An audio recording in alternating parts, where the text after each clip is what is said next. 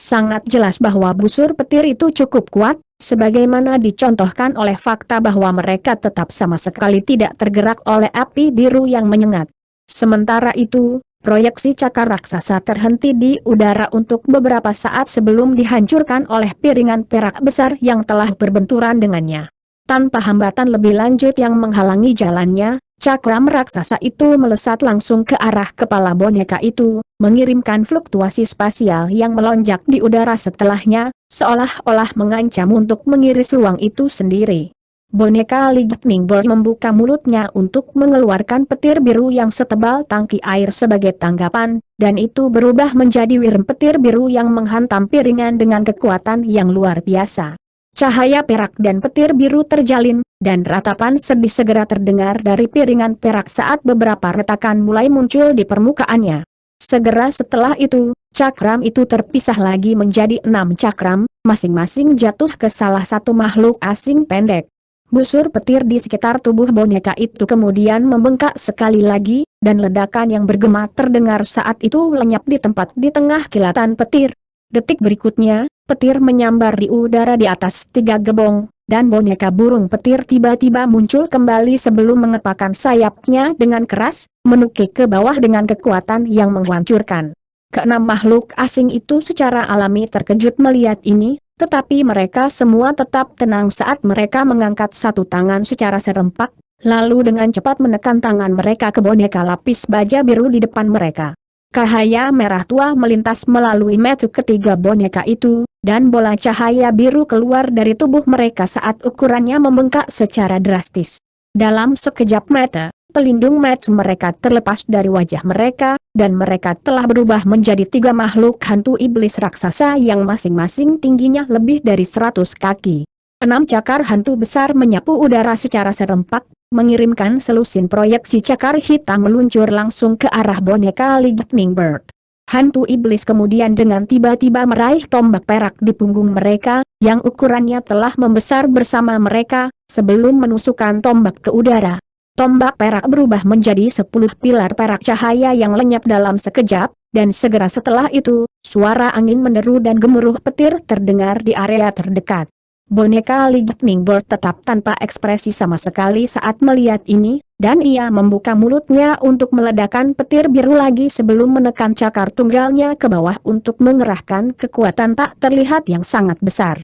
Keenam makhluk asing pendek itu menarik tangan mereka secara serempak saat ini, dan mereka semua mulai melantunkan sesuatu, di mana tubuh mereka juga membengkak hingga beberapa kali ukuran aslinya. Segera setelah itu, selusin harta dari berbagai bentuk terbang keluar dari tubuh mereka secara berurutan untuk bergabung dalam serangan itu. Ledakan terdengar di udara dalam urutan yang cepat, dan cahaya menyilaukan dari semua warna berkedip, membuatnya sulit untuk menilai pertempuran secara langsung. Pertarungan ini berlangsung selama 2 jam penuh, dan ketika semuanya akhirnya berakhir, setengah dari boneka Lightning Bolt yang tersisa jatuh dari langit sebelum menghilang ke reruntuhan di bawah. 3 gerbong di atas dan 3 boneka lapis baja biru, yang telah dikembalikan ke ukuran aslinya, juga rusak berat. Salah satu boneka itu bahkan memiliki lubang besar di dadanya yang langsung melewati tempat jantung makhluk normal berada.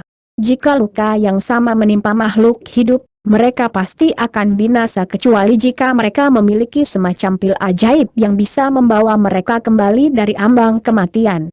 Adapun 6 makhluk asing itu sendiri, mereka juga dalam kondisi yang cukup menyedihkan. Tidak hanya sebagian besar harta mereka telah hancur, baju zirah yang mereka kenakan juga telah hangus hitam. Selain itu, ada banyak penyok dan retakan besar pada permukaan armor, membuat mereka tampak seperti besi tua yang tidak berguna. Sebaliknya, ke-6 hewan kerbau itu tetap utuh tanpa cedera, tetapi semuanya juga terengah-engah karena keringat mengucur di tubuh mereka. Secara keseluruhan, 6 makhluk asing telah mengamankan kemenangan terakhir melawan boneka Lightning Bird, tetapi mereka juga harus membayar mahal dalam prosesnya. Setelah memukul boneka itu, 6 makhluk asing itu sangat gembira, dan mereka bersiap untuk menukik ke bawah dengan kereta mereka lagi.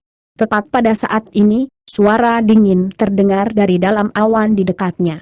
"Terima kasih telah memberiku upaya untuk menyingkirkan boneka ini, Sesama Taois dari ras kurcaci hitam, begitu suara itu menghilang, cahaya cemerlang meletus dari dalam awan, diikuti selusin makhluk humanoid di berbagai tempat pakaian muncul.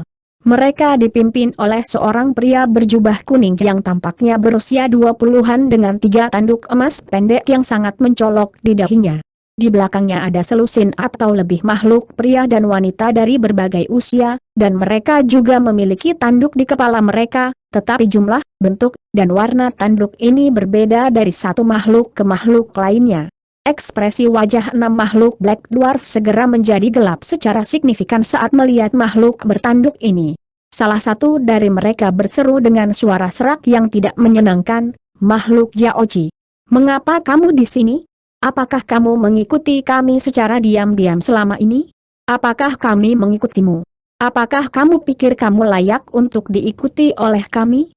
Mengingat kamu juga datang ke tempat ini, maka kamu dapat tinggal di sini selamanya. Semuanya, kirim mereka dalam perjalanan." Pemuda itu terkekeh dingin.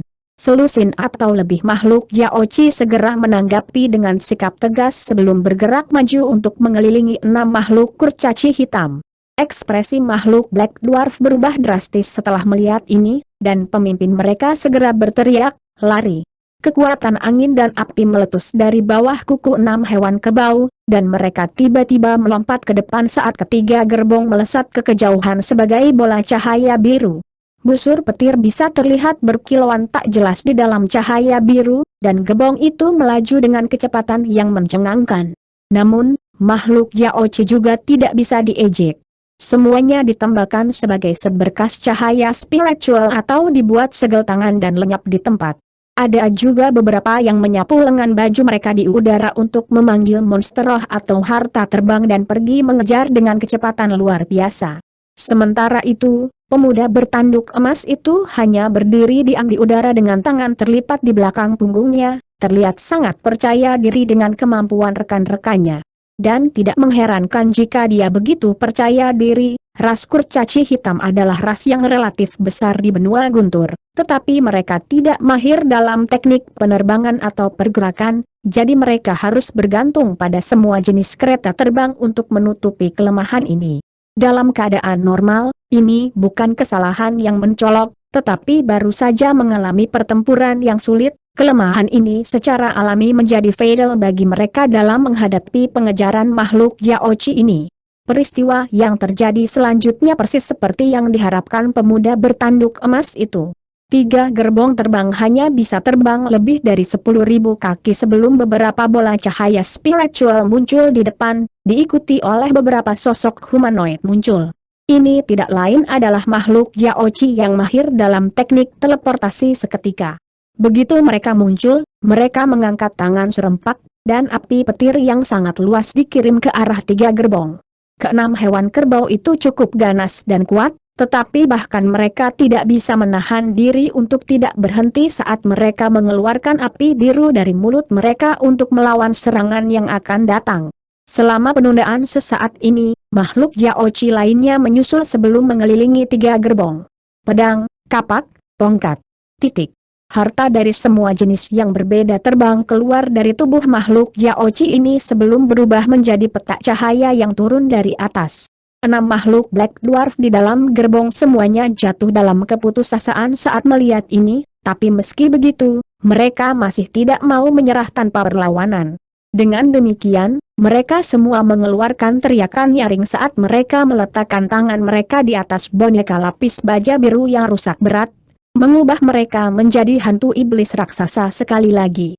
Pada saat yang sama, semuanya membuat segel tangan secara serempak, dan ukurannya juga membengkak secara drastis sementara roda di punggung mereka juga terbang untuk melawan serangan yang akan datang.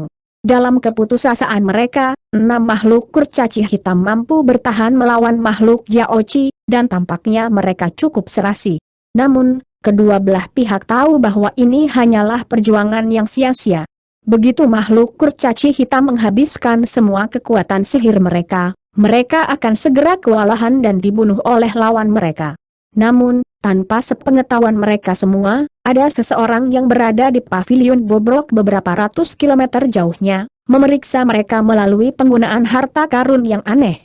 Harta karun ini adalah kristal putih tembus cahaya dengan gambar bermain di permukaannya, dan gambar itu tidak lain adalah pertempuran antara makhluk Jiaoci dan makhluk kurcaci hitam. Namun, perspektifnya agak jauh, seolah-olah pengamat sedang mengamati pertempuran dari jarak beberapa kilometer. Ada dua orang duduk dengan kaki bersilang di depan kristal, salah satunya memasang ekspresi tenang sementara yang lain memiliki tatapan bingung di mata mereka. Yang terakhir tidak lain adalah Liu Suier dan dia menoleh ke temannya saat dia berkata dengan suara yang hampir tidak terdengar, "Bagaimana ini bisa terjadi? Mengapa makhluk Jiaoci ini ada di sini juga?" Temannya adalah seorang pria muda berjubah biru dengan satu set fitur wajah biasa. Dia secara alami tidak lain adalah Hon Li, dan meskipun dia memasang ekspresi tenang, dia juga menatap tajam ke gambar di kristal. Setelah mendengar pertanyaan Liu Sui, bibirnya berkedut sedikit, dan dia menjawab, "Tidak perlu terlalu khawatir, Taois Liu. Ini adalah reruntuhan yang sangat luas, jadi tidak mungkin kami secara kebetulan mencari untuk target yang sama.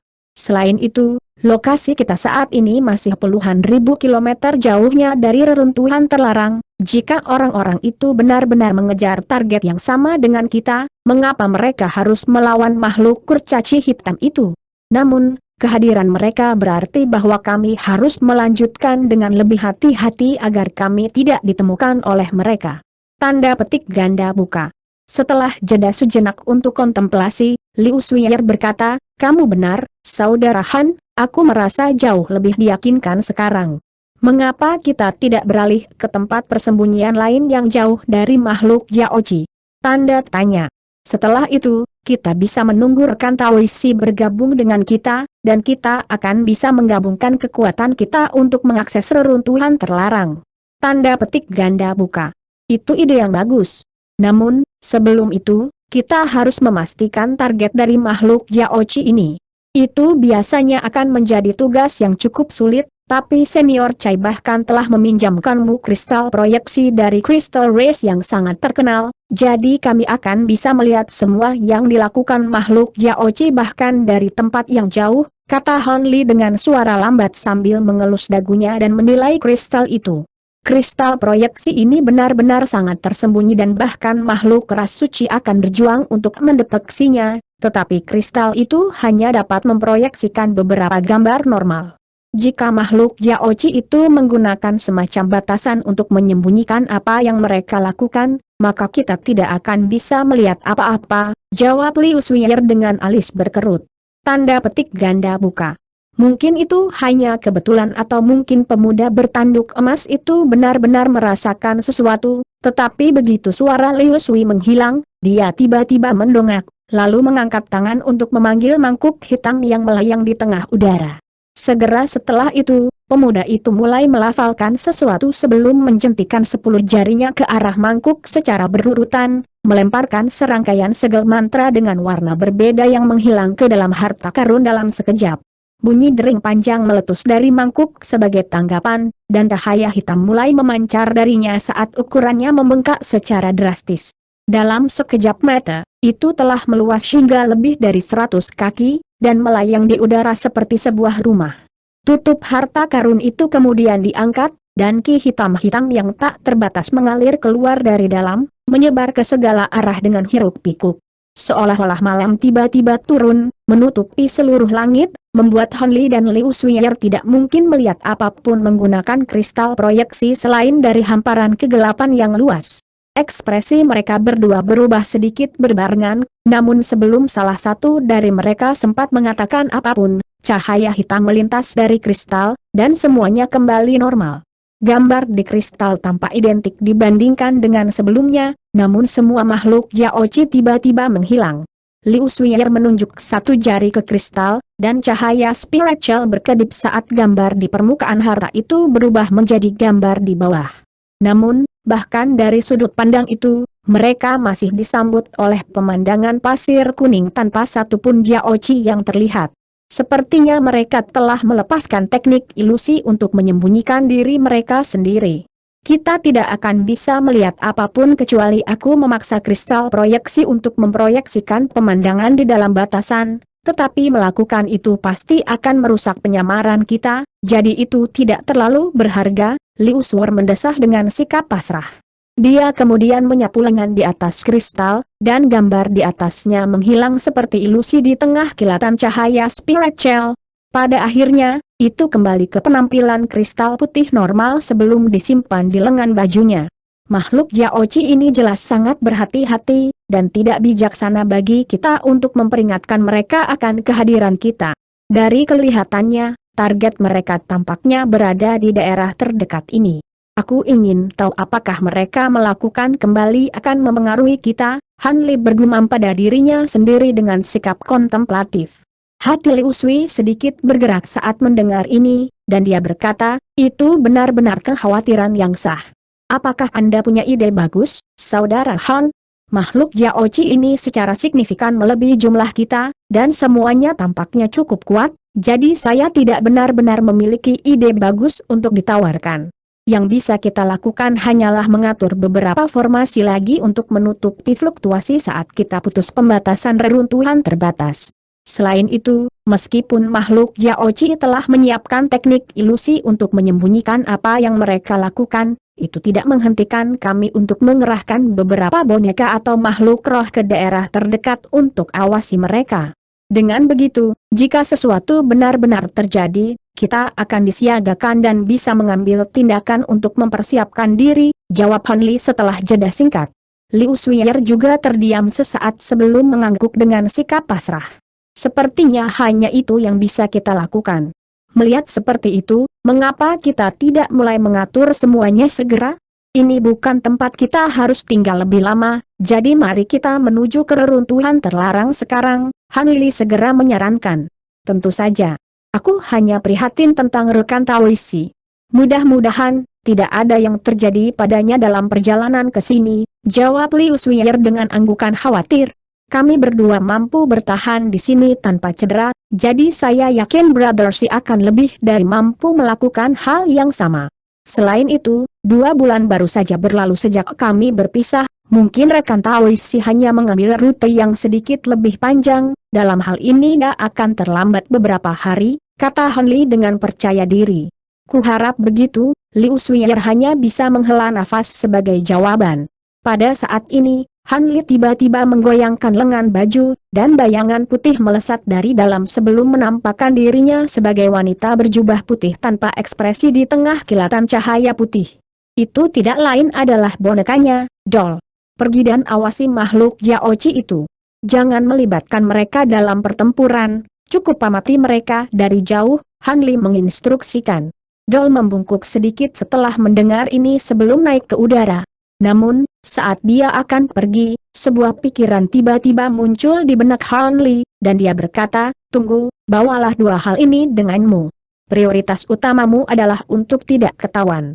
Han Li membalik tangannya saat dia berbicara, dan kerudung hitam tiba-tiba muncul di genggamannya bersama dengan jimat ungu.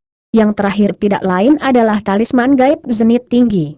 Doll tetap tanpa ekspresi sama sekali setelah mendengar ini, tapi ia membuat gerakan menarik untuk menarik kedua benda itu ke dalam genggamannya dengan sikap patuh, lalu terbang sebagai seberkas cahaya putih. Sepertinya kau sangat menyukai boneka itu, Kakak Han. Tapi sekali lagi, itu tidak mengherankan, bahkan aku sangat iri karena kau memiliki boneka makhluk berkaliber tinggi, Shai Liu Sui dengan senyum geli. Hehe, pasti kamu bercanda, Peri Liu. Dengan kekayaanmu, aku yakin bukan tugas yang sulit untuk membeli boneka yang hidup. Kalau dipikir-pikir, jenis boneka ini agak menarik perhatian dan seringkali, mereka bahkan tidak berguna sebagai makhluk roh dengan tingkat kekuatan yang sama. Bahkan bonekaku ini adalah hadiah dari orang lain, Han Li menjawab dengan senyum tipis. Melihat Han Li jelas tidak ingin berbicara terlalu banyak tentang bonekanya, Liu Suier mengubah topik pembicaraan, dan berkata, itu benar. Hanya jumlah batu roh kelas atas yang dibutuhkan untuk menggunakan boneka seperti itu sudah cukup sakit kepala. Melihat kamu telah menyebarkan boneka makhluk hidup, aku juga akan mengirimkan makhluk roh untuk mengawasi makhluk Jiaoci itu juga. Tanda petik ganda buka. Karena itu, dia menepuk item tertentu yang tergantung di pinggangnya, dan semburan cahaya 5 warna tiba-tiba meletus sebelum menghilang ke udara tipis dalam sekejap. Bahkan melalui penggunaan kemampuan meterohnya, Hanli hanya bisa melihat sekilas apa yang tampak seperti cerpelai bersayap kecil dengan cahaya 5 warna yang memancar dari tubuhnya. Hanli sangat terkejut dengan kecepatan luar biasa binatang kecil ini, dan dia tidak bisa membantu tetapi melirik ke arah Liu Shuier. Namun, dia hanya mengabaikan reaksi Hanli dan bangkit berdiri saat dia berkata, "Ayo pergi dan tunggu rekan Taoishi di dekat reruntuhan terlarang." Hanli secara alami tidak keberatan dengan ini, dan dengan demikian, keduanya naik ke udara sebelum terbang menjauh dari makhluk Jiaochi sebagai seberkas cahaya.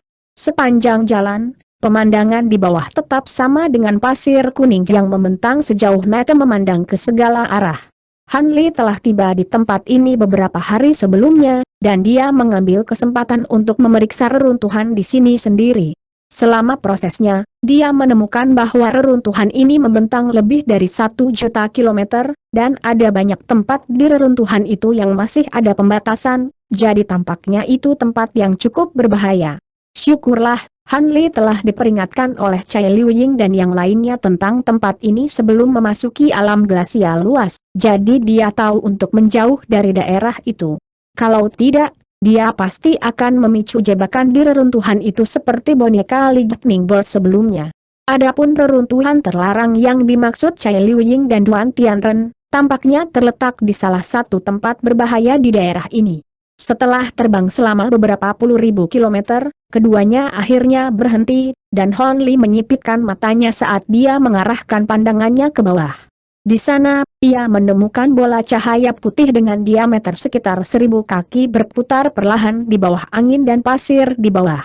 Meskipun angin kencang bertiup di sekitarnya, bola cahaya tetap tidak tergerak sama sekali, dan segera setelah hembusan angin berpasir bersentuhan dengan cahaya ini, mereka akan menghilang dalam sekejap seolah-olah telah dimakan.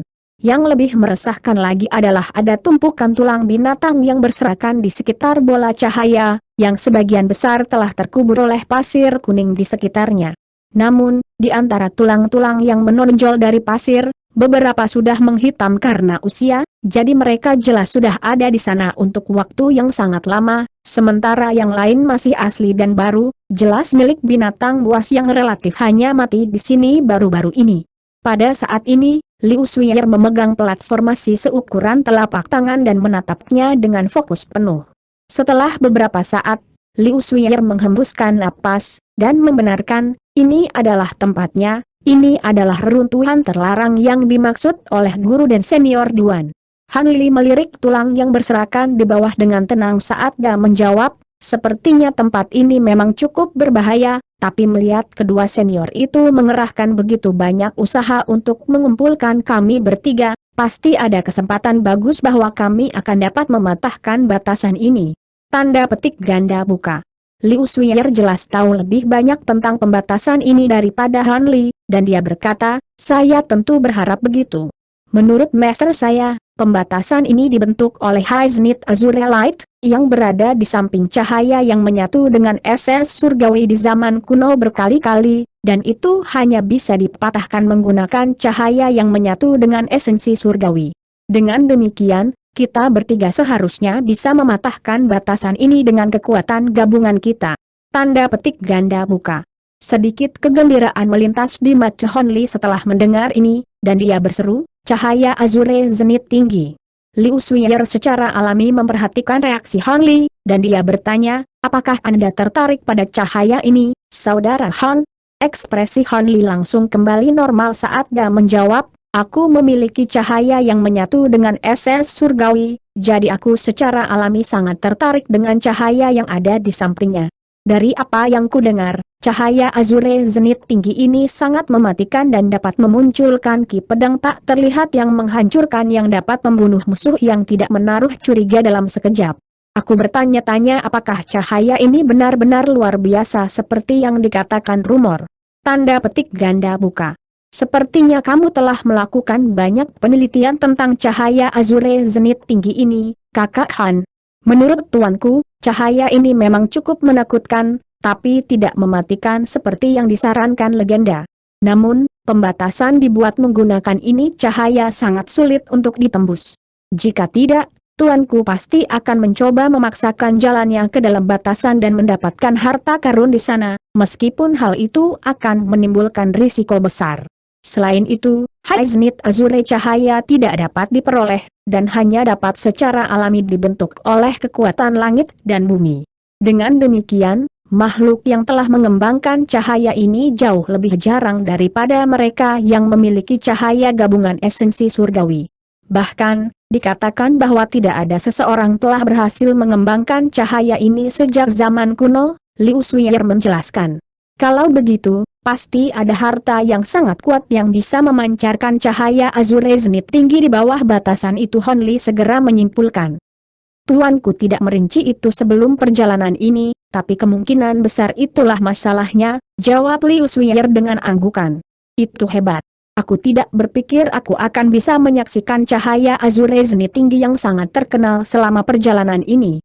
Bahkan jika aku tidak mendapatkan harta lain, perjalanan ini akan menjadi perjalanan yang berharga, Han Li berkata sambil tersenyum tipis. Sementara itu, Liu Suier menatap bola cahaya putih, dan ekspresi kontemplatif muncul di wajahnya. Tiba-tiba, dia membalikan tangannya untuk menghasilkan pedang merah sebelum melemparkannya ke udara. Bilahnya berubah menjadi seberkas cahaya merah saat melesat ke bawah, mencapai cahaya putih dalam sekejap. Namun, saat pedang merah itu terlihat akan menembus cahaya putih, itu tiba-tiba bergetar sebelum terpisah menjadi 7 atau 8 bagian di tengah ratapan kesedihan. Seolah-olah beberapa senjata yang luar biasa tajam telah menghantamnya pada saat bersamaan, dengan demikian mengirisnya dengan mudah. Bagian dari bilahnya kemudian terus jatuh ke bawah, hanya untuk diiris menjadi lebih banyak potongan sebelum akhirnya menghilang sebagai titik cahaya merah. Senyuman di wajah Hon Li memudar saat melihat ini, dan pandangan yang sedikit serius muncul di matanya. Dia tidak dapat mendeteksi bentuk cahaya Azure Zenith tinggi menggunakan indera spiritualnya, tapi untungnya, dia telah mengaktifkan mata roh terang lebih awal, dan pada saat pedang merah itu berkurang menjadi titik cahaya, dia berhasil melakukannya. Lihat sekilas beberapa puluh proyeksi tipis yang mencolok dari segala arah. Proyeksi tipis itu jelas merupakan bentuk sebenarnya dari Zenith Azure Light. Liu Suier tampaknya juga telah melihat proyeksi itu entah bagaimana, dan dia menghela nafas pelan saat dia merenung, cahaya Azure Zenith tinggi ini benar-benar sangat luar biasa. Pada saat ini, Han Li mengangkat alis sebelum menyapu lengan baju di udara, dan seberkas cahaya biru melesat dari dalam sebelum meluncur ke bawah. Ini adalah pedang terbang biru yang panjangnya sekitar 1 kaki. Pedang itu turun dengan kecepatan yang mencengangkan, dan setelah 1 kilatan, jaraknya hanya lebih dari 100 kaki dari cahaya putih. Sementara itu, cahaya biru melintas di mata Hon Li, dan dia memandang dengan tatapan tajam yang tidak berkedip. Tiba-tiba, beberapa puluh proyeksi tipis muncul dari udara sebelum menghantam pedang terbang dalam sekejap. Suara pekikan tajam terdengar saat cahaya biru berkedip tak menentu di sekitar pedang terbang, dan itu berhasil terus ke bawah meskipun ada serangan dari proyeksi sekitarnya. Namun, dalam sekejap sebelum bersentuhan dengan cahaya putih, proyeksi tipis yang tak terhitung jumlahnya muncul di sekitar pedang terbang sebelum meluncur ke arahnya secara bersamaan. Azure Bamboo Cloud Swarm Sword akhirnya tidak mampu menahan rentetan serangan lebih lama lagi, dan itu hancur menjadi titik cahaya biru di tengah teriakan pelan. Ekspresi Han Li berubah sedikit setelah melihat ini, dan dia segera membuat gerakan meraih, di mana titik cahaya biru berkumpul di hadapannya untuk membentuk pedang terbang lengkap lagi. Sebuah cahaya aneh melintas di mata Liu Sui sebagai tanggapan terhadap ini, sementara Han Li menggelengkan kepalanya dan menyimpan pedang terbangnya. Dia memiliki harta karun lain dengan sifat pertahanan yang jauh lebih unggul dibandingkan dengan Azure Bamboo Cloud Swarm Sword, tetapi jika itu dihancurkan, tidak akan ada care untuk memulihkannya, jadi dia tentu saja tidak akan mengambil risiko itu. Namun, meskipun Han Li melakukan yang terbaik untuk mempertahankan ekspresi tenang, dia dipenuhi dengan kegembiraan secara internal. High Zenith Azure Light kemungkinan besar berasal dari High Zenith Azure Mountain, yang merupakan salah satu bahan utama yang diperlukan untuk menyempurnakan Gunung 5 Ekstrem terpadu. Meskipun ada harta karun lain selain dari pegunungan Azure Zenith tinggi yang memiliki cahaya Azure Zenith tinggi, Han Li yakin bahwa harta di bawah batasan ini kemungkinan besar adalah Gunung Azure Zenith tinggi. Ada kemungkinan bagus bahwa pembatasan ini ditinggalkan oleh makhluk abadi sejati, dan telah mampu mempertahankan dirinya sendiri sejak zaman kuno. Karena itu, tampaknya masuk akal bahwa hanya Gunung Azure Zenith tinggi yang dapat menyediakan sumber cahaya Azure Zenith tinggi yang tak terbatas. Jika dia mendapatkan gunung ini, dia akan bisa menyempurnakannya menjadi gunung ekstrim kedua di samping gunung Divine Essence Fuset miliknya. Saat pikiran-pikiran ini mengalir di benaknya, Han Li menoleh ke Liu Suier, dan berkata, seperti yang diharapkan, pembatasan cahaya Azure Zenith tinggi ini bukanlah sesuatu yang bisa kita berdua hancurkan.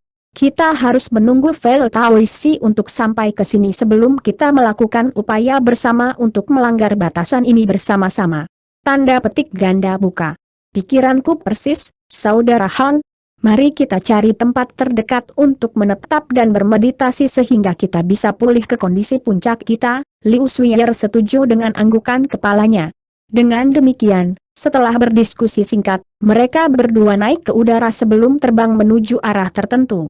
Beberapa saat kemudian, dua mereka turun di suatu tempat sekitar 500 km dari bola cahaya putih. Angin masih cukup kencang di sini, tetapi Liu Suier telah memanggil manik kuning yang menghasilkan penghalang cahaya kuning di sekitar mereka, yang menahan angin dan pasir. Jadi, Han Li dan Liu Suier menemukan diri mereka di aula bobrok, yang sebagian besar sudah runtuh, hanya menyisakan sebagian kecil dari bangunan yang masih utuh. Setengah bulan kemudian, semburan cahaya melintas di kejauhan, dan seberkas cahaya kuning terbang ke arah mereka. Setelah hanya beberapa kilatan, seberkas cahaya muncul di udara di atas Han Li dan Liu Suier sebelum menampakkan sosok humanoid yang tinggi dan lebar. Itu tidak lain adalah Si Kun. Namun, wajahnya sedikit pucat, dan matanya juga agak kusam, sepertinya menunjukkan bahwa dia jauh dari kondisi puncaknya. Setelah muncul di udara di atas area ini, Si Kun tidak segera turun.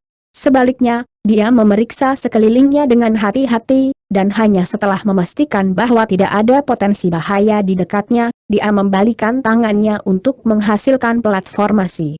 Dia dengan hati-hati memeriksa platformasi untuk beberapa saat sebelum turun sebagai seberkas cahaya kuning. Butir pasir bercampur dengan hembusan angin kencang menggesek lapisan cahaya spiritual pelindung di sekitar tubuhnya, menciptakan suara yang mirip dengan kisi-kisi logam pada logam, tetapi lapisan cahayanya tetap sama sekali tidak terluka. Ketika Si Kun turun di depan aula yang hancur, Han Li dan Liu Suier juga menunggu di pintu masuk. Liu Suier cukup terkejut melihat keadaan menyedihkan yang dialami Si Kun, dan dia segera bertanya, "Saudara Si, kamu sama sekali tidak terlihat sehat. Apakah kamu menemui masalah dalam perjalanan ke sini?" Ekspresi Si Kun sedikit mereda saat melihat Han Li dan Liu Suier, tetapi senyum masam kemudian muncul di wajahnya saat dia menjawab, "Tentu saja, aku hampir kehilangan nyawaku di sepanjang jalan." Tubuhnya bergoyang, dan dia tiba-tiba muncul di hadapan Han Li dan Liu Suier, di mana Han Li bertanya, "Mungkinkah Anda tidak dapat melepaskan diri dari serangga yang mengejar Anda?" Dia ingat dengan cukup jelas bahwa Si Kun telah dikejar oleh sekelompok serangga kawanan perak, dan dari pengalaman pribadi, dia tahu bahwa sangat sulit untuk menjauh dari serangga ini kecuali jika mereka dibunuh. Serangga-serangga itu memang cukup merepotkan untuk dihadapi, tapi aku tahu teknik rahasia yang membuatku bisa melarikan diri dari mereka dengan relatif mudah. Namun, setelah itu, aku bertemu dengan sekelompok makhluk raungan salju, dan aku hanya berhasil melarikan diri dari mereka setelah diburu selama lebih dari sebulan. Si Kun meludah dengan gigi terkatup. Makhluk raungan salju? Balapan deru salju adalah ras orang aneh. Mereka hanya diperbolehkan mengembangkan kemampuan atribut es, dan mereka berpikir kemampuan atribut es adalah asal dari semua kemampuan dan seni kultivasi. Selain itu, mereka memiliki balas dendam terhadap setiap makhluk yang mengembangkan kemampuan atribut lain. Sangat disayangkan bahwa Anda bertemu dengan mereka, Saudara Si. Liu Suier berseru dengan ekspresi terkejut di wajahnya. Itu mereka, baiklah. Mereka hanya ras berukuran sedang, dan semuanya benar-benar tidak bisa dijelaskan, tapi dalam hal kekuatan individu, mereka tidak kalah dengan makhluk dari ras besar seperti ras Raja Laut dan Jiao Chi Race. Di masa lalu, makhluk ini kebanyakan tinggal di wilayah paling utara dari benua petir, dan karena betapa pedesaan wilayah mereka, sangat jarang bagi mereka untuk mendapatkan lencana glasial besar dan memasuki alam glasial luas. Saya tidak bisa percaya saya tidak beruntung bertemu dengan orang-orang aneh itu. Si Kun berkata dengan kebencian. Han Li juga pernah membaca tentang balapan deru salju di masa lalu, jadi dia secara alami juga menyadari kecenderungan ekstremis mereka. Karena itu, dia hanya bisa bertukar pandangan dengan Liu Suier dan meratapi kesialan si Kun.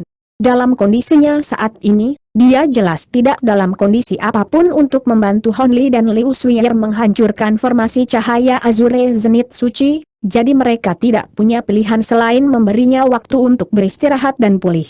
Jadi, 6 hari berlalu dengan cepat. Selama waktu ini, boneka Han Li dan makhluk roh Liu Suier tidak melihat ada yang salah dalam pengawasan mereka terhadap makhluk Jiao Chi. Seolah-olah mereka puas hanya dengan berkemah di bawah teknik ilusi mereka. Han Li dan yang lainnya tidak tahu apa yang dilakukan makhluk Jiao Chi itu, tapi ini jelas merupakan pemandangan yang menyenangkan bagi mereka. Yang bisa mereka harapkan hanyalah bahwa hal-hal akan terus berlanjut seperti ini, dan bahwa mereka akan dapat menembus batasan tanpa masalah sebelum menyelinap pergi dari tempat ini. Jadi, pada hari ini, mereka bertiga naik ke udara sebelum terbang menuju batasan secara diam-diam. Beberapa saat kemudian, trio Han Li muncul di atas bola cahaya putih lagi. Segera setelah mereka tiba, mereka bertiga berpisah, mengatur diri mereka sendiri dalam formasi segitiga besar di udara di atas pembatas. Terutama mengingat cahaya yang menyatu dengan esensi surgawi efektif dalam meniadakan cahaya Azure Zenit tinggi. Namun, kita masih harus sangat berhati-hati di sini, dan tidak bijaksana untuk menganggap enteng, kata Liu Suier sambil menilai Han Li dan Si Kun dengan ekspresi serius di wajahnya.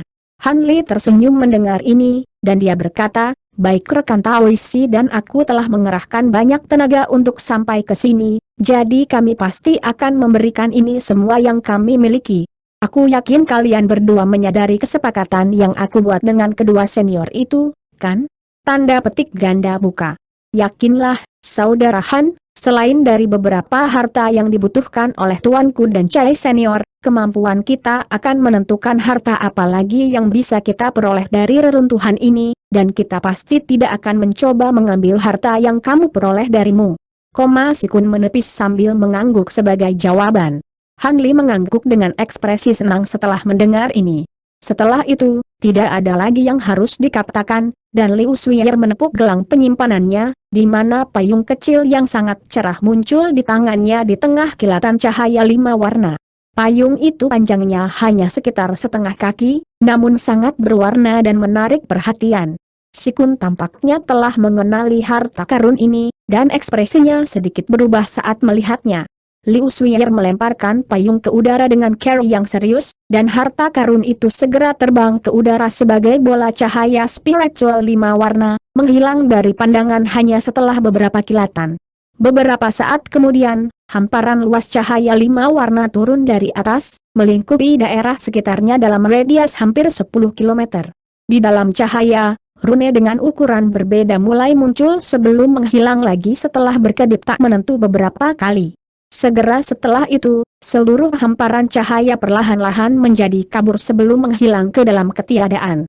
Han Li menyipitkan matanya saat dia menyapu indera spiritualnya keluar, hanya untuk itu ditolak oleh semburan kekuatan tak terlihat. Segera setelah itu melakukan perjalanan ke perbatasan di mana cahaya 5 warna baru saja menghilang. Jadi, seluruh ruang ini telah dibatasi oleh payung kecil itu. Namun, itu bukanlah akhir.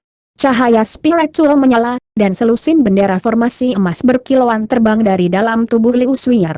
Masing-masing dan setiap bendera itu memiliki desain yang sangat rumit dengan banyak tanda tertulis di permukaannya. Setelah dilempar ke udara, mereka semua menghilang ke ruang sekitarnya sebagai seberkas cahaya keemasan, diikuti selusin pilar cahaya keemasan meletus ke langit, lalu juga lenyap dalam sekejap. Semburan fluktuasi yang sangat samar tersisa setelah pilar emas ini. Hanya setelah melakukan semua itu, ekspresi wajah Liu Suiyer sedikit mereda, dan dia tersenyum saat dia menjelaskan, payung ini adalah harta yang diberikan kepadaku oleh tuanku, dan dapat menyembunyikan fluktuasi tekanan spiritual yang pasti akan muncul ketika kita melanggar batasan ini.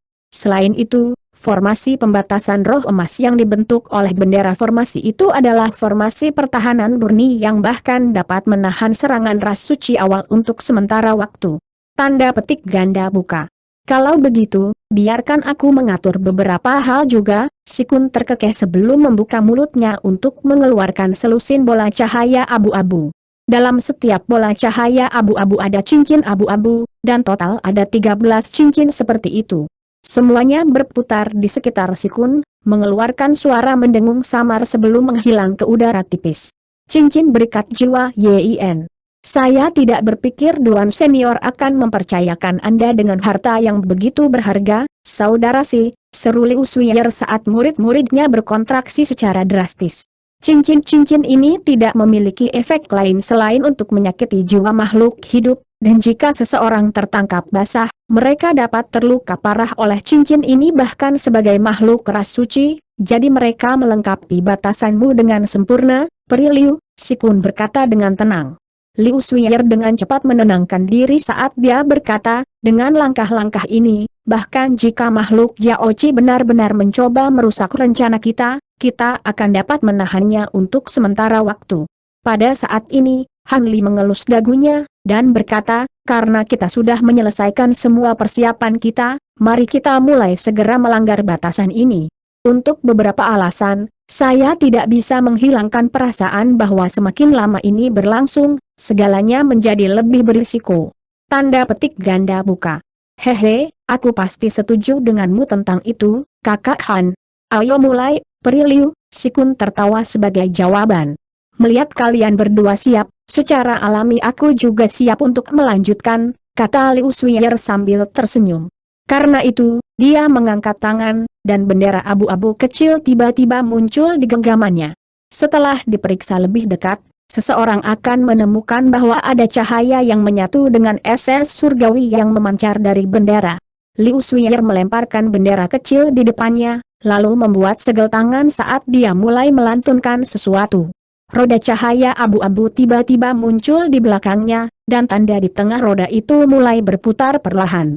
Bendera abu-abu kecil segera mulai bergetar sebagai tanggapan sambil mengeluarkan suara berdengung rendah, seolah-olah beresonansi dengan roda abu-abu. Melihat Liu Suiyer telah mengaktifkan cahaya Divine Essence Fuset miliknya, Han Li dan Sikun saling melirik sebelum juga mengikuti. Cahaya abu-abu meletus dari tubuh Sikun saat dia mengacak-acak lengan baju untuk menghasilkan harta seperti lencana. Lencana itu juga berwarna abu-abu, dan karakter kuno untuk esensi dan cahaya tertulis di kedua sisinya. Lencana diputar di tempat sebelum membengkak secara drastis hingga berukuran sekitar 10 kaki. Sikun kemudian segera mengulurkan tangan, menekannya ke bagian belakang lencana sambil membuka jari-jarinya. Cahaya spiritual bersinar dari kelima jarinya, dan cahaya abu-abu yang cemerlang langsung keluar dari lencananya, dan dua karakter kuno di atasnya mulai bersinar sangat terang. Adapun Sikun sendiri, cahaya abu-abu Divine Essence Fuset melonjak di sekitar tubuhnya, menciptakan tontonan yang cukup menakjubkan untuk dilihat. Sementara itu, Han Li telah mengulurkan tangannya yang hitam pekat keluar dari lengan bajunya, dan dia sedikit melengkungkan jarinya ke dalam, di mana sebuah miniatur gunung yang tingginya sekitar 1 kaki muncul tepat di tengah telapak tangannya. Ini tidak lain adalah gunung ekstrim Essence Fuset miliknya. Gunung itu terbang atas perintah Han Li, kemudian berkembang menjadi lebih dari 100 kaki dalam sekejap. Pada saat yang sama, tanda perak di permukaan gunung menyala, mengirimkan lingkaran cahaya abu-abu yang menyebar keluar ke segala arah. Hampir pada saat yang sama, roda abu-abu di belakang Liu Suiyer bergetar sebelum melepaskan pilar cahaya abu-abu yang menghantam bendera abu-abu yang dia panggil sebelumnya. Bendera abu-abu kecil segera terbentang, dan rune yang tak terhitung jumlahnya muncul di permukaannya saat pilar cahaya yang lebih tebal meletus darinya. Lencana raksasa di depan Si Kun melepaskan gumpalan benang abu-abu, sementara Hon Li berdiri di udara tanpa ekspresi, membuat segel tangan dengan satu tangan sambil mengarahkan jari ke gunung hitam di depannya dengan tangan lainnya. Gunung yang menyatu dengan SS ekstrim berputar di tempat, dan gelombang cahaya abu-abu mulai melonjak dari bagian bawahnya. 3 jenis Divine Essence Full Light langsung digabungkan menjadi satu untuk membentuk rune raksasa yang berukuran lebih dari 100 kaki. Rune besar itu turun atas perintah Liu Sui, menghilang ke dalam cahaya putih di bawah dalam sekejap, di mana suara gedebuk terdengar. Cahaya putih dan abu-abu terjalin sebentar, diikuti bola cahaya putih itu dengan mudah dirobek oleh rune abu-abu sebelum menghilang sebagai titik cahaya spiritual. Namun, penghalang cahaya biru lainnya segera muncul untuk menggantikannya. Rune raksasa terus turun tanpa jeda, menghantam penghalang cahaya biru baru ini dengan kekuatan yang luar biasa. Pada kesempatan ini, penghalang cahaya biru tiba-tiba menghilang seolah-olah langsung dimakan. Dengan demikian, rune turun sekali lagi, hanya untuk jaring besar yang terdiri dari benang merah yang tak terhitung jumlahnya tiba-tiba muncul di bawahnya.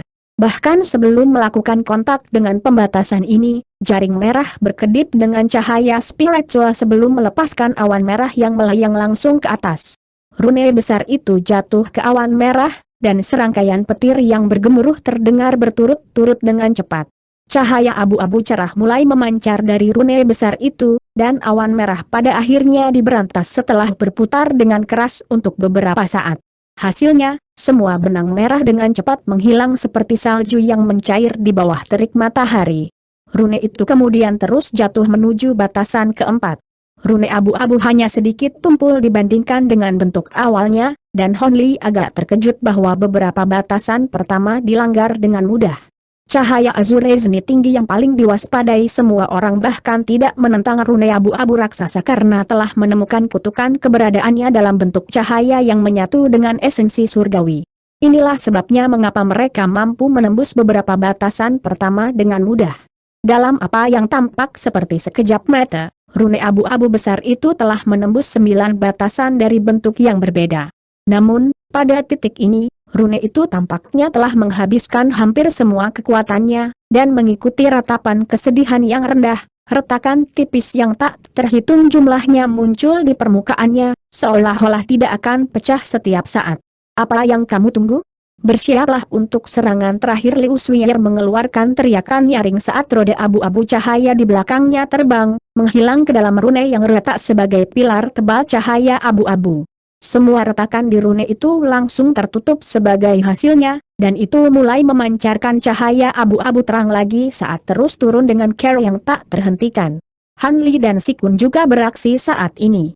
Yang pertama mengarahkan jarinya ke gunung hitam di depannya, membuatnya jatuh ke bawah dengan kekuatan yang menghancurkan, sementara yang terakhir dengan lembut meletakkan tangannya di atas lencana raksasanya, di mana harta karun itu meluncur ke bawah seperti anak panah besar. Keduanya turun dari atas sebagai 2 bola raksasa berwarna abu-abu terang, jatuh dengan cepat seperti sepasang bintang jatuh ke labu. Batasan ke-10 terdiri dari lapisan pasir kuning, dan rune abu-abu tersendat segera setelah bersentuhan dengan batasan ini. Melalui penggunaan kemampuan meterohnya, Han Li dapat melihat bahwa cahaya azure zenit tinggi, yang telah ditekan oleh cahaya yang menyatu dengan esensi surgawi sebelumnya, mulai muncul lagi di area terdekat. Itu akhirnya mulai menampilkan kekuatannya lagi setelah rune raksasa yang dibentuk oleh cahaya yang menyatu dengan SS surgawi telah melemah parah. Proyeksi tipis yang tak terhitung jumlahnya menebas udara, dan rune raksasa itu hancur berkeping-keping di tengah dentuman yang tumpul. Hasilnya, cahaya abu-abu melonjak ke segala arah, secara paksa meledakkan sebagian besar proyeksi transparan yang dibentuk oleh High Zenith Azure Light. Tepat pada saat ini, lencana raksasa dan gunung hitam juga tiba. Apa yang tersisa dari High Zenith Azure Light berusaha untuk menahan 2 harta karun itu, tapi itu tersapu dengan mudah sebelum 2 harta itu menghantam penghalang pasir di bawah. Seluruh lapisan pasir bergetar hebat, diikuti setiap butir pasir yang membengkak hingga seukuran kepalan tangan manusia sebelum melonjak ke atas dalam hiruk-pikuk, mati-matian berusaha menghancurkan lencana raksasa dan gunung hitam itu lagi. Butir pasir kuning ini jelas bukan harta karun biasa. Jika tidak mungkin mereka bisa menahan dampak yang begitu besar. Namun, Gunung Hanli Extreme Essence Fuset dan lencana abu-abu Sikun juga merupakan harta luar biasa yang berisi cahaya yang menyatu dengan eses surgawi, dan meskipun cahaya abu-abu di sekitar dua harta itu dikompresi oleh butiran pasir, cahayanya hanya menjadi lebih terang dan lebih menyilaukan. Butir pasir ini tentu saja bukan apa-apa untuk dicemooh, tetapi mereka tidak dapat memaksa masuk ke cahaya abu-abu bahkan dengan 1 inci pun.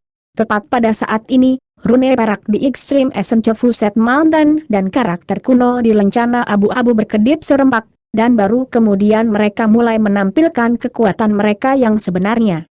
Rune perak di permukaan gunung diproyeksikan keluar sebelum dengan cepat membentuk beberapa lubang hitam di sekitar gunung, yang masing-masing memiliki diameter sekitar 10 kaki.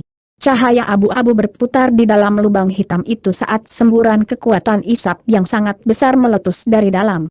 Semua butiran pasir di dekatnya tersapu oleh cahaya abu-abu, kembali ke bentuk aslinya sebelum melonjak ke dalam lubang hitam dalam hiruk-pikuk.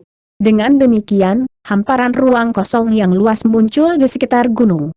Sementara itu, karakter kuno di lencana raksasa berkedip sebelum melepaskan pilar tebal berwarna abu-abu. Lencana bertindak sebagai gagang sementara pilar cahaya yang menyatu dengan eses surgawi membentuk bilah, dan keduanya digabungkan untuk menciptakan pedang besar berwarna abu-abu yang panjangnya sekitar 70 hingga 80 kaki. Pedang menyapu udara, menyebabkan ruang di dekatnya melengkung dan berputar, dan menghancurkan semua butiran pasir seukuran kepalan tangan di daerah sekitarnya. Ada jutaan butiran pasir kuning ini melonjak di udara, namun kebanyakan dari mereka ditarik oleh gunung yang digabungkan eses ekstrim sementara sisanya dihancurkan oleh pedang cahaya abu-abu. Dengan demikian, batasan ke-10 akhirnya dilanggar, dengan demikian mengungkapkan batasan terakhir.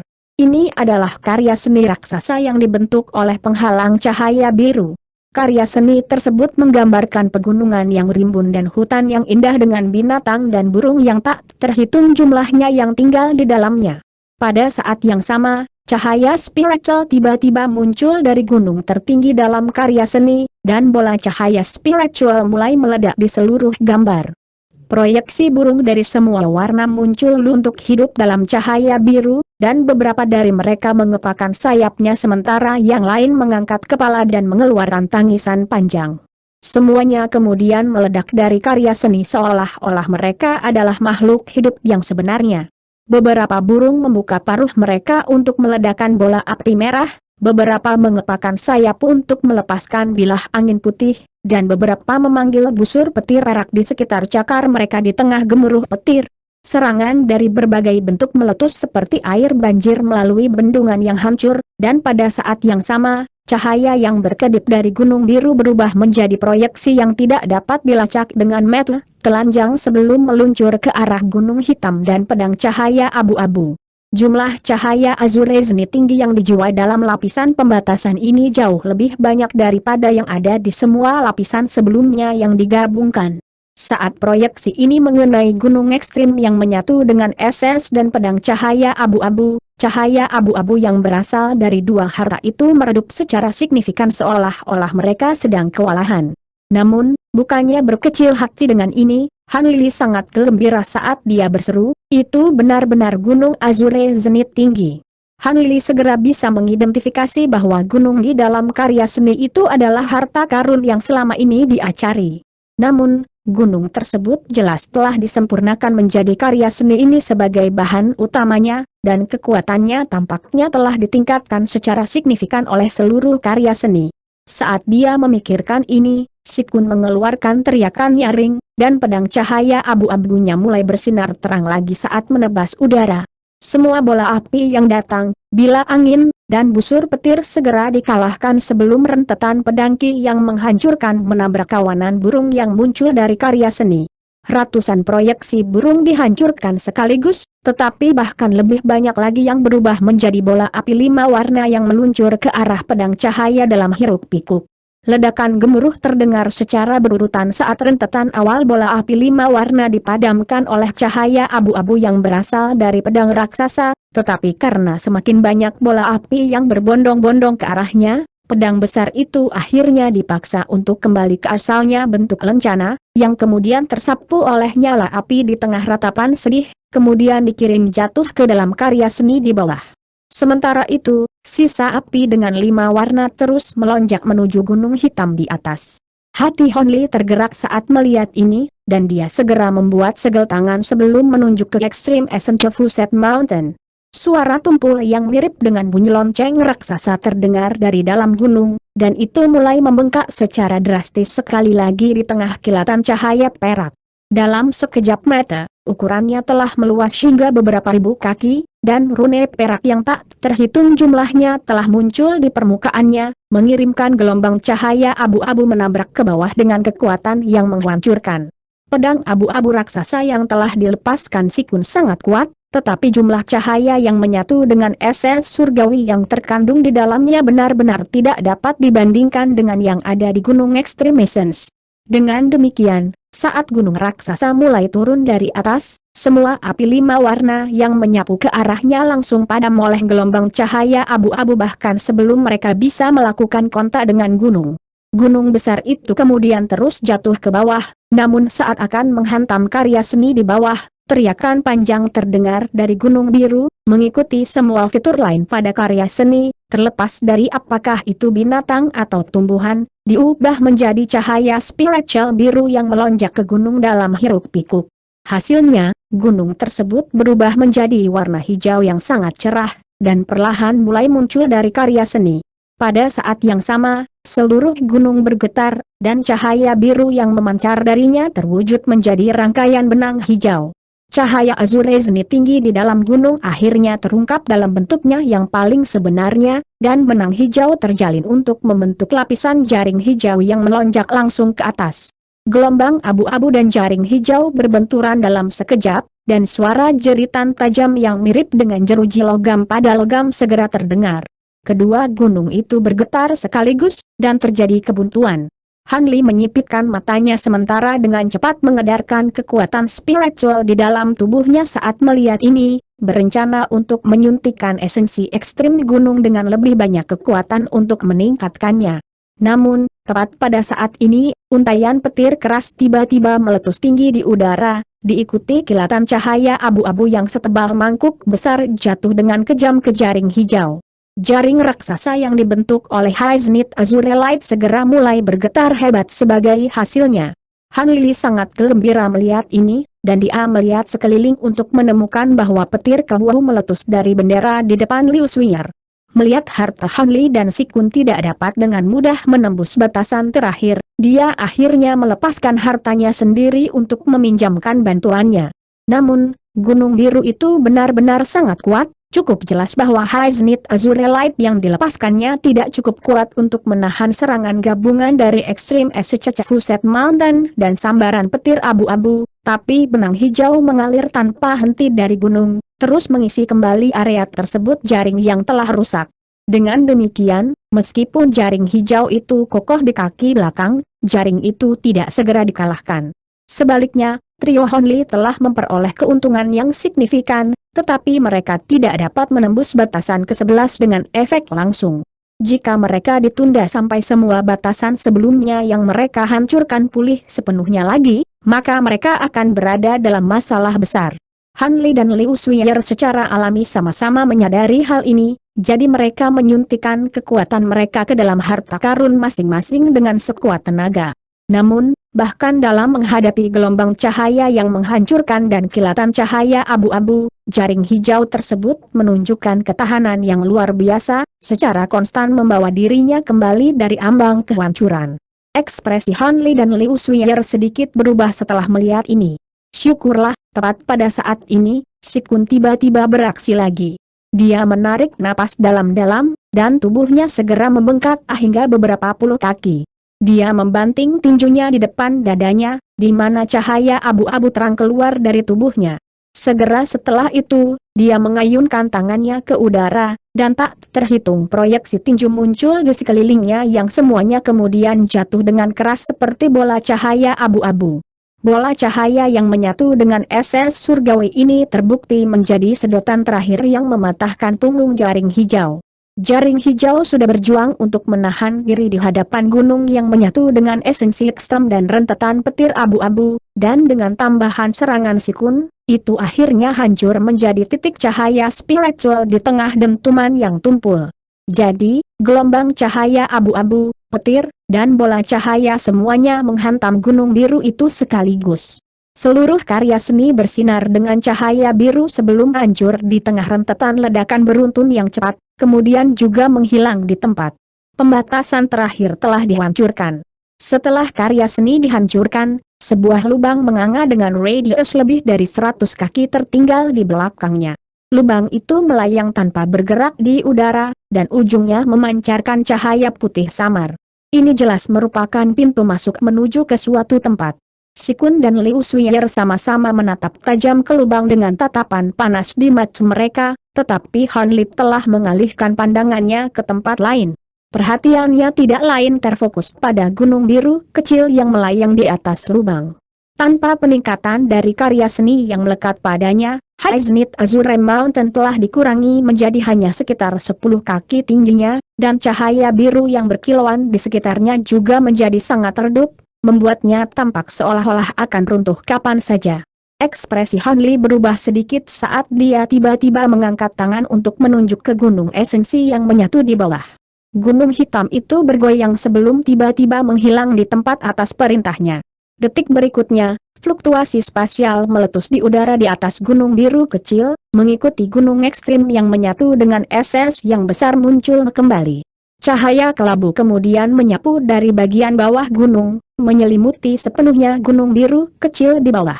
The Haiznit Azure Mountain melepaskan ratapan kesedihan saat cahaya biru berkedip lemah di sekitarnya dalam upaya putus asa untuk menjaga cahaya yang menyatu dengan SS surgawi.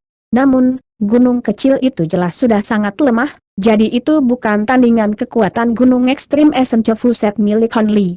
Serangkaian rune perak tiba-tiba muncul dalam cahaya abu-abu, dan mereka berputar di sekitar gunung biru sebelum menempel padanya seperti lem.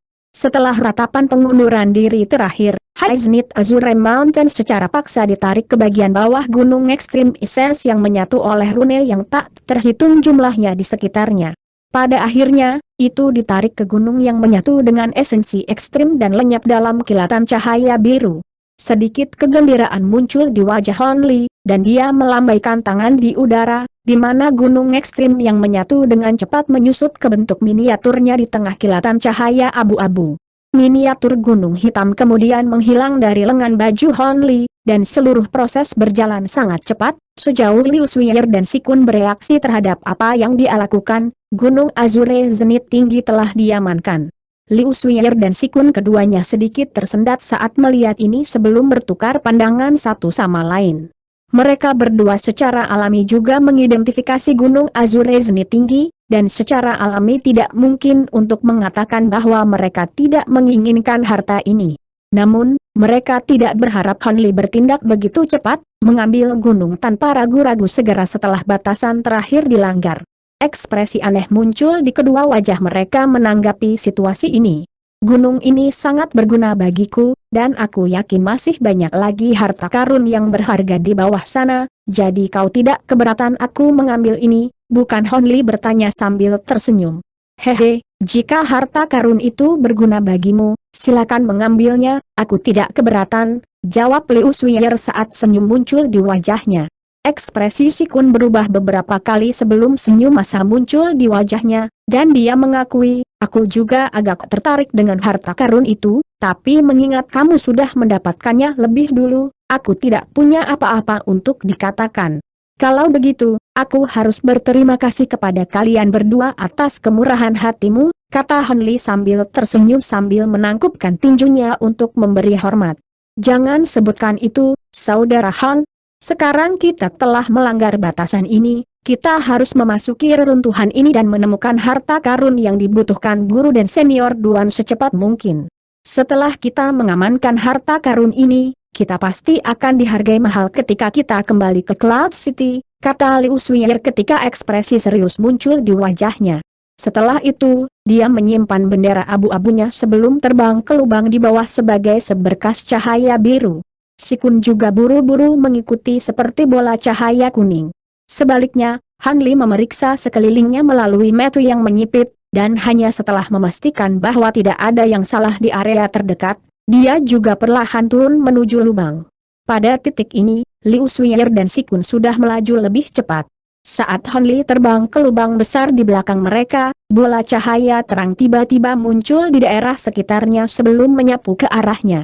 Han Li secara alami cukup khawatir melihat ini, dan dia segera menyulap lapisan cahaya biru pelindung untuk melindungi dirinya sendiri.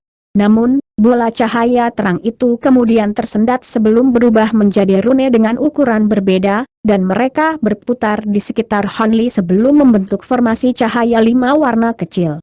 Han Li menemukan dirinya terletak di tengah-tengah formasi, dan suara mendengung samar terdengar saat semburan fluktuasi spasial meletus di sekitarnya. Berbeda dengan menjadi lebih khawatir dengan perkembangan ini, ekspresi Han Li sedikit mereda, dan dia menggenggam tangannya di belakang punggungnya, tidak menunjukkan niat untuk menghancurkan formasi cahaya ini. Detik berikutnya, cahaya spiritual 5 warna cerah meletus, dan Han Li dikejutkan oleh rasa pusing sementara sekelilingnya kabur, dan dia tiba-tiba menghilang di tempat. Detik berikutnya, Han Li membuka matanya untuk menemukan bahwa dia berada di platform tinggi. Seluruh platform telah dilapisi dengan balok batu biru raksasa, dan ada beberapa pola di permukaannya, tapi jelas tidak bisa diklasifikasikan sebagai rumit atau indah. Sebaliknya, itu mengeluarkan udara yang sederhana dan primitif. Tepat di bawah kaki adalah formasi teleportasi dengan radius yang tidak lebih dari 20 kaki, dan dekat dengan formasi itu ada tangga batu yang mengarah ke bawah dari peron. Han Li hanya melihat sekilas pada formasi teleportasi dan platform batu sebelum mengarahkan pandangannya ke daerah sekitarnya. Pada saat ini, dia sepertinya berada di dalam ruang alternatif. Ada matahari cerah di atas, dan langit berwarna biru cerah tanpa satu awan pun terlihat. Ada banyak jenis tanaman dan bunga eksotis yang tumbuh di daerah itu, dan angin sepoi-sepoi sesekali bertiup melewati, membawa aroma tanaman ini ke arah Han Li. Namun, hal yang paling menarik perhatian Han Li adalah gunung setinggi beberapa ribu kaki yang terletak di dekat peron. Gunung itu tidak terlalu tinggi, tapi menyebar hampir 10 km, dan medannya sangat luar biasa. Seluruh gunung itu berwarna putih hambar, dan seluruhnya terdiri dari wajah-wajah tipis yang hampir seluruhnya vertikal. Di puncak gunung ada istana ungu besar yang menutupi hampir seluruh puncak. Han Li memfokuskan pandangannya ke arah itu dan menilai istana untuk waktu yang lama sebelum mengalihkan perhatiannya ke tanah di kaki tangga batu. Liu Suier dan Si Kun berdiri di sana tanpa bergerak, dan keduanya juga tampaknya dengan hati-hati menilai istana ungu di kejauhan.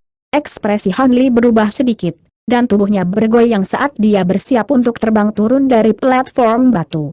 Namun, dia hanya berhasil turun beberapa kaki dari tanah sebelum dia tiba-tiba dipaksa kembali ke platform, mendarat di formasi dengan dentuman tumpul yang membuat seluruh platform sedikit bergetar.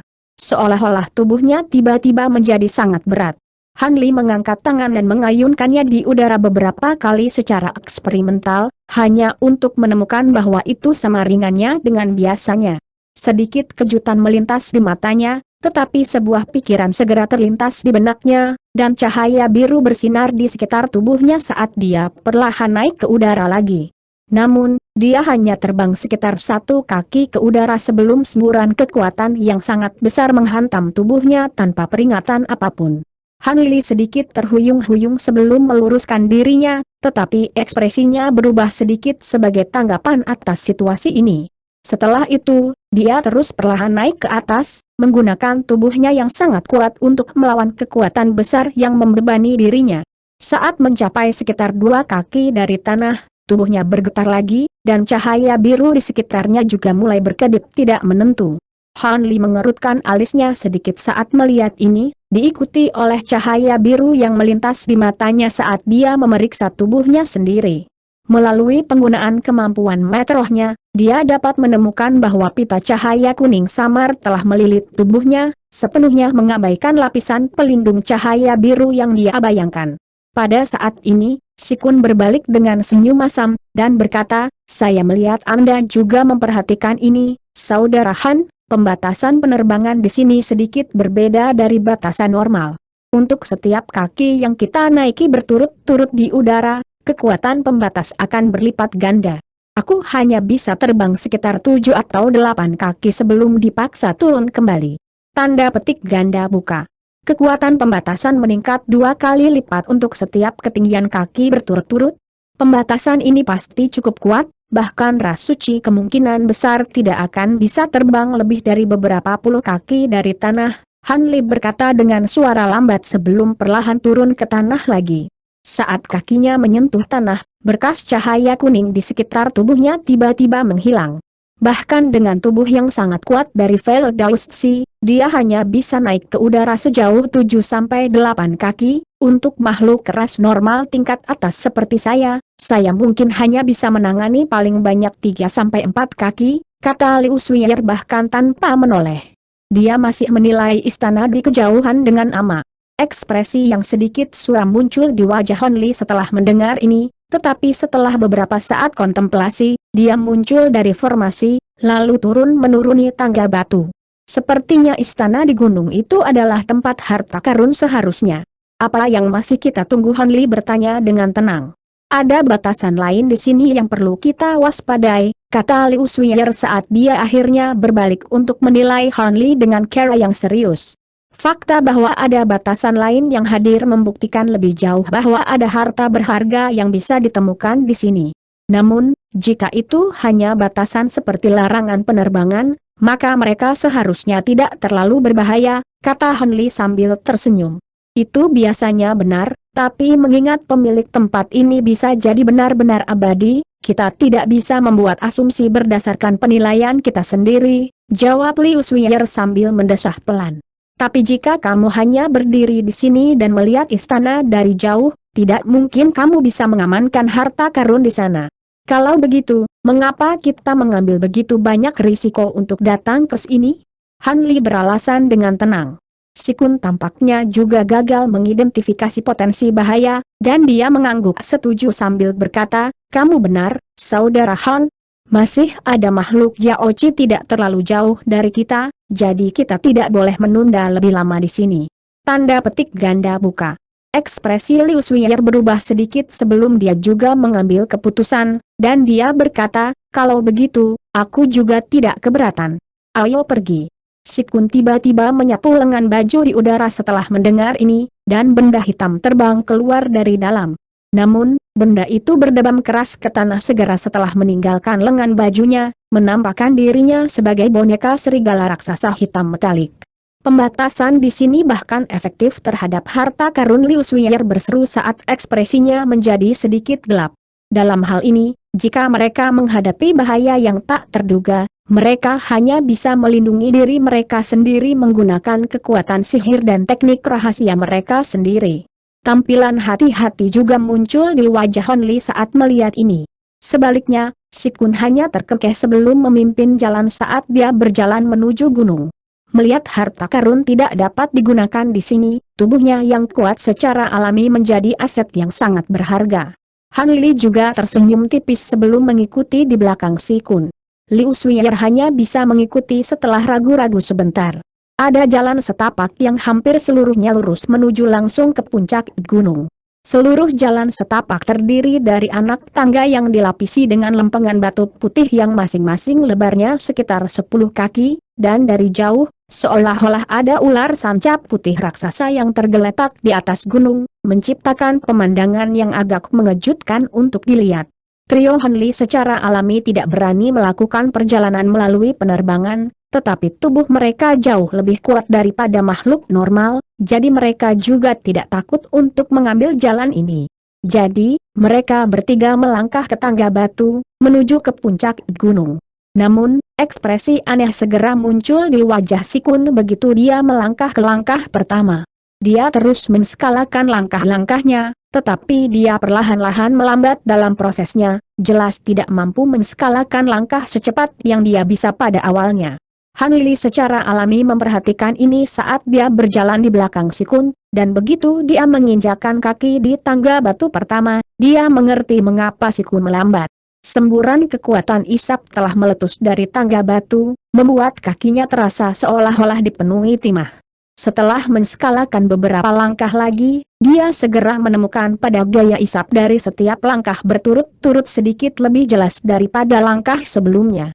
Peningkatan yang sedikit meningkat hampir tidak terlihat hanya dalam beberapa langkah, tetapi ada lebih dari 10.000 anak tangga yang menuju ke puncak, dan itu adalah pemikiran yang cukup mengerikan untuk dipertimbangkan. Untungnya, selama seseorang harus berdiri di atas anak tangga, kekuatan isap yang sangat besar yang berasal darinya secara bertahap akan melemah, dan jika seseorang harus berdiri di atas anak tangga untuk waktu yang cukup lama, semua gaya isap akan berangsur-angsur menghilang. Han Li cukup tertarik dengan ini, tetapi dia tidak terlalu memperhatikan detail ini. Setelah mengembangkan Provenance True Devil Arts, tubuhnya lebih kuat daripada makhluk keras suci pada umumnya. Tangga batu ini agak aneh, tapi dia yakin dia bisa mencapai puncak gunung tanpa jeda. Adapun apakah Si Kun juga bisa melakukan hal yang sama, itu akan tergantung pada apakah dia menahan diri dalam menampilkan kekuatan tubuhnya. Adapun Liu Suier, kemungkinan besar tidak ada cara baginya untuk mencapai puncak tanpa berhenti di antaranya jika dia mengandalkan kekuatan tubuhnya sendiri. Dengan pemikiran itu, Han Li melirik Liu Suier setelah menskalakan selusin langkah. Dengan demikian, dia menemukan bahwa dia masih berada di anak tangga batu pertama, tampaknya sedang memikirkan sesuatu.